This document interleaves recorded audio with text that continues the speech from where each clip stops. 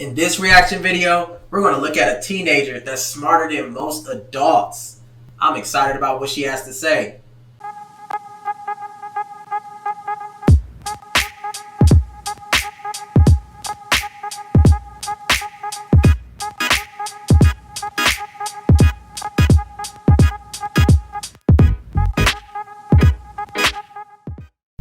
Hey, what's up, y'all? Welcome back to 1428 Financial Wellness, my page where we talk about family, finances, and your future. It's your boy, Dondre Brown. So this reaction video is going to come from my boy, Ayo. I feel like that's my boy now because I follow a lot of stuff that he's saying because he talks about personal finance, but he also talks about it for college students. He talks about debt-free, being debt-free, and what it means to build wealth. Again, all these conversations I love to have with my family, my kids. So again, Ayo is dope. But he's going to be doing I want to say like an interview with a college student, and he says that she asked some really good questions. So I'm excited to see what they talk about. Let's jump in.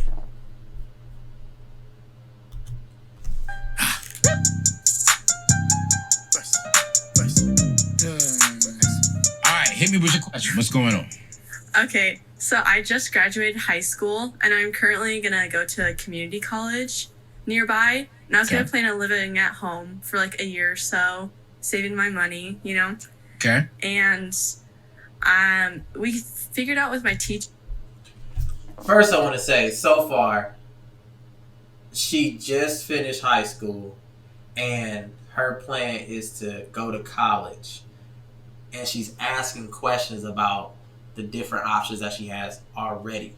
Right? That's important. If you have someone that's going to college soon, you should be wanting to explore those options. You already know community college is cheaper. So I'm excited to see what advice is going to come out of this conversation. But she just graduated high school. Sure, it costs about like $10,000 total to attend this school. What are you getting, your associates or your bachelor's? Where are you going to community associates. college? Yeah. Okay, so you got so 10K to get your associates. All right. Yeah. And then right now I have about like $4,000 saved like personally for me. And then I have Hold up. She has $4,000 saved, and she was in high school. She's planning to go to college, right? Let's say that one more time. She has $4,000 saved. For some of you, you may be like, that's not enough. For others, you may be like, that's too much. The point is, she saved it in high school. How many of y'all saving that much money? a $1,000 scholarship, and then I have just over $2,000 in like a college savings account. Okay. So I have all of that. So you got 7K out of the 10K right now. Yes. All right. And so cool. I'm just gonna work for the rest of the summer to save the rest of that money to get the $10,000, and then Okay. I just wanted to know what would be best to do after I save all that money to get the $10,000. Like, should I start investing? Because when I first read your book, it has like if you start younger, invest in your retirement, you'll get more. Mm-hmm. So I was wondering if that would be good or. So if you don't know, that is 100% correct. The earlier you start, the better, because not only are you looking at compound interest, right? Being able to add more interest on the principal and make money while you sleep. You're looking at the fact that you're having that behavior to save. You're having that behavior will shift to investing, which again allows you to be able to be more financially responsible, because the more money you have, the more problems, right? Or potential for problems, depending on how you manage money. But let's jump back in. Or start like an emergency fund, because like I live at home, but obviously I'll need one when I move out. You know? Yeah. All right, so let's talk about this. This is a great question. You know, you're 18 years old. You have $7,000 pretty much to go towards college. You need to stack up another $3,000 to get your associate's degree. That table was dope. I know this video is about finances, but that table was pretty sweet. Let's talk about this. This is a great question. You know, you're 18 years old. You have $7,000 pretty much to go. Y'all see that table? I mean, I'm pretty sure that's real wood, but Let's still look that up. Go towards college. You need to stack up another 3 to get your associate's degree. What are you going to do with the associate's degree? What's next after the associate's? Is that all that you will need to pursue your career, or do you need a bachelor's to go after your particular degree?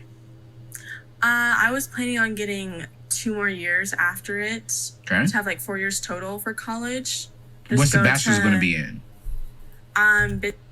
So AO is asking a really important question that we should not be afraid to ask our teenagers or individuals going to college. Like, what do you plan to do with that degree? We have to know that we're not just taking on degrees because the family says so, or we're not just going into this major because it's a popular major. Like, what is your why?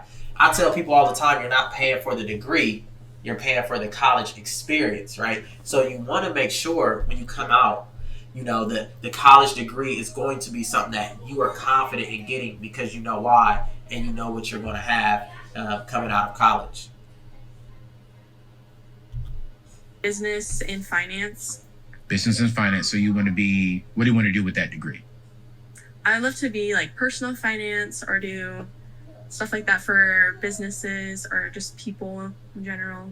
Okay. All right. So to answer your question, like, should you invest in? No. Your number one investment right now that you can make is into yourself. So I want you to get through your first 2 years of community college when 100% free. Then after that, what I want you to do is go ahead and start saving and pay cash for your bachelor's degree. All right. Because the average student, you know this, you read my book. The average student is going to graduate with about $35,000 in student loan debt. You're not going to be that one. All right. You're, if not more. I know the average is 35, but it can be a lot more. But one of the things he said that was important is you should do your first 2 years for free because you can. You literally are saving money before you even start school so that the difference that you have to make up is only $3,000. Only $3,000, right? But then you're working to make that money during the summer. So you take a very similar model and apply that to the next year, and then you start to maximize grants. You maximize scholarships to ensure that your bachelor's degree is going to be for free. Not going to be that individual. So what I want you to do right now is don't worry about investing $100 so you can be a multi-millionaire at the age of 65. Because if you can graduate at 22 years old, at 21 years old without any debt, you will be a multi-millionaire. So here's the first steps of what I want you to do. Is number one is I want you going ahead and start working as much as you can. Start working 20 hours a week. And I want you to go ahead and start stacking up as much money as you possibly can so you can pay cash for college. You're starting off good. You're going to a community college. You're going to transfer to that area while you're in school. So I know when y'all probably heard him say, like, work as much as you can. Some people are probably like, how can I work and go to school? Some people are like, I work and go to school. Like, the point is, you know that in these days and these times, you have to be able to time manage. You have to be able to have a plan, and you have to know your why. So for college students, sometimes you are going to have to work. If you're an athlete, your schedule might look a little different, but you want to be able to build that capital and make money while in school as well, because that's the best time. You already have a few safety nets, right? So if you're living on campus or you're going to school, you probably have a meal plan. Your room and board is probably paid for. All those things are taken care of. So why not continue to build money while you're in school? And then the next year, make sure you add that money to your savings. You multiply that money by increasing your side hustles during the summer. Like, there's always different options for you while you're in school. But again, it could be tough. That's why time management is key. I want you to go download my favorite budgeting app, because here's a secret that a lot of college students do not do. They do not budget. And they think they don't need to budget because they don't make a lot of money. Well, if you're making $100, if you're making $50 a month, I want you to budget it. So go download this app called EveryDollar. It's 100% free. And I want you to download that, and I want you. So as a college student, when someone says free, you have to take advantage of it. I remember my first 2 years, a lot of my food budget came from eating on campus for free. Whenever I went to events and they're like, free shirt, free this. Oh, yes, I'll take that because that's money I don't have to spend. So whenever they do, free. You have to make sure you take advantage of it. So he's talking about the app, the budgeting app, right? And he also mentioned that a lot of students, college students, don't budget. When I teach my workshops to college students and I'm like, have you ever budgeted? They're like, no. What do I need to budget for? But then after they budget, they're like, I can't believe that I spent $250 a month on fast food when I have a meal plan. So you want to be able to budget so that you can see how much money you're spending so that you can give your money some direction, right? I always tell people, tell your money where to go, because if you don't, something or someone else will. You to list all of your income. So if you're working 20 hours a week, list all of your expenses. So list your books, list your tuition, list every single thing that you have to pay for. Do you have a car? Yes. Oh, gas. Okay. List your gas, list your insurance, list everything that you have to pay. And at the end of that budget, it should equal zero. Here's the key thing. You do not break that budget. Okay. Do not break that budget for a boyfriend or for a guy who think he likes you or for a guy who says he loves you. Okay. You stick to that budget so that way you can graduate debt free. So those are the. So Ayo just gave some really great advice because the budget provides boundaries. One of the things that we struggle with is telling people no, right? When we have the money or don't have the money, we still want to give it to people. But when you have a budget and you kind of know where your money's going, it allows you to say, I'm not buying that. I'm focused on my finances. Or you can say, not right now. I'm really focused on my budget and my goals because you can see it, right? The great thing about a budget, it allows you to see where your money's going. A lot of us like to guess or try to see it in our brain. We like to budget from our brain. But what he said right here is it will allow you, especially as a college student where peer pressure is real, to direct your money. There may be people that come across your face or concerts or all these things that's telling you to spend your money. No, be focused on the plan so that you don't graduate with $35,000 in debt and you're scrambling and stressed because those loan bills are coming in 6 months after you graduate and you have no idea how you're going to pay for it. Don't do that. Two main things. Once you do that, you're going to graduate debt free. You're going to be making about an average of $42,000 to $50,000 a year. You're going to invest 15% of your income. So you're going to invest more than $100 a month. You're going to be investing close to like $300-$400 a month.